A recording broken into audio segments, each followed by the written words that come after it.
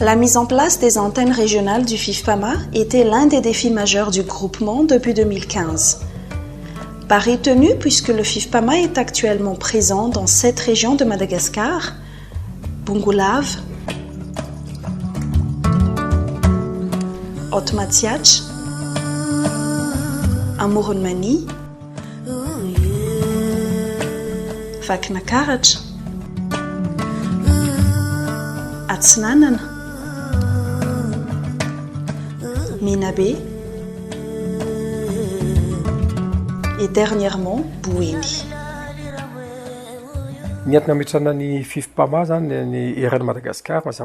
Les problèmes de tous les opérateurs sont identiques.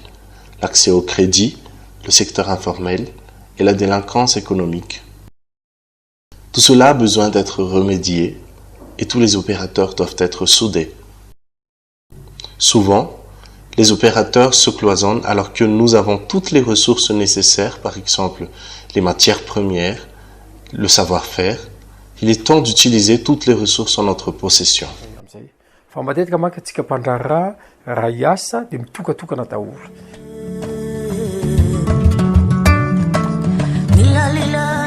Les membres du FIFPAMA sont unanimes. L'adhésion à un groupement garantit la protection des entrepreneurs.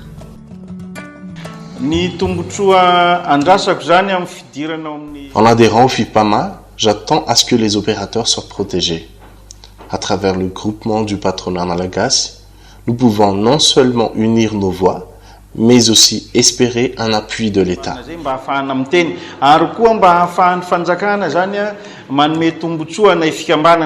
Les entrepreneurs font face à des défis majeurs. Ils ont besoin de solutions claires et durables. Nous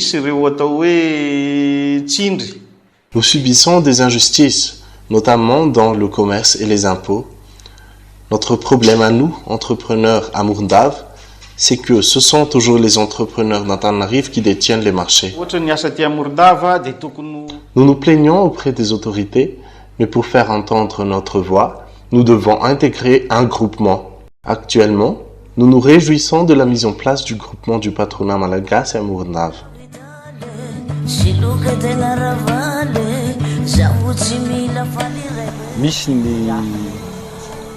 Nous déplorons la concurrence déloyale qui sévit dans le pays. Nous demandons à ce que l'État protège les entreprises locales.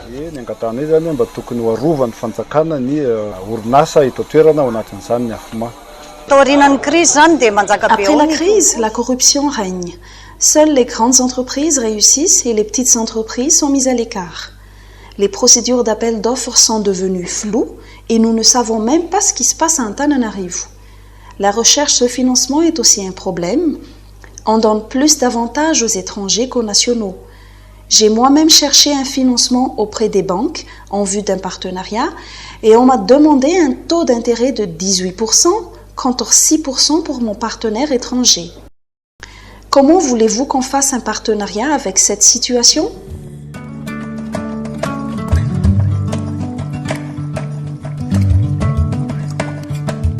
Le président du FIFPAMA Bouéni a exposé les objectifs de l'antenne qu'il dirige. Premièrement, inciter les entreprises informelles à entrer dans le formel, car la prolifération des entreprises informelles est un frein au développement.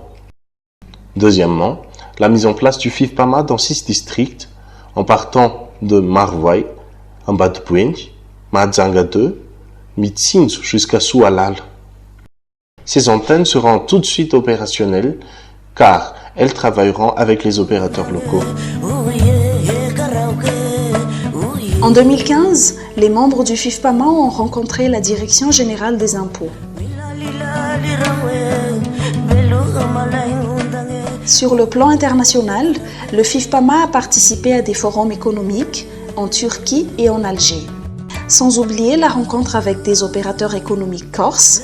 À l'issue de ces rencontres extérieures, les membres sont toujours mis en relation avec les opérateurs étrangers.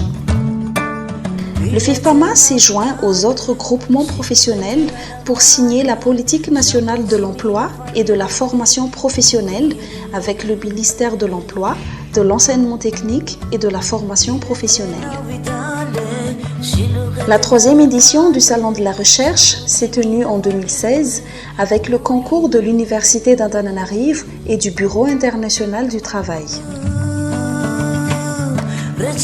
Dans le domaine de la communication, le site web du FIFPAMA a été rénové.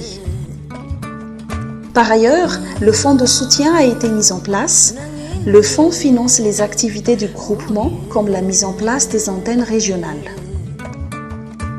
En dernier lieu, plusieurs branches du FIFPAMA ont été mises en place à l'international: Canada, États-Unis, Allemagne, Seychelles, Paris, Marseille, Toulouse, Bordeaux, Nice, Nantes, Orléans, La Réunion et le Royaume-Uni. La DMB ou Diaspora Malagasy du Benelux est également partenaire du FIFPAMA.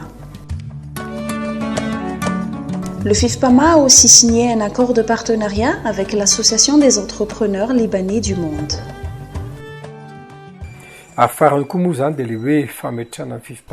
En dernier lieu, les branches internationales du FIFPAMA ont été mises en place. Nous avons besoin de ces branches internationales pour que la diaspora puisse prendre part au développement économique de Madagascar.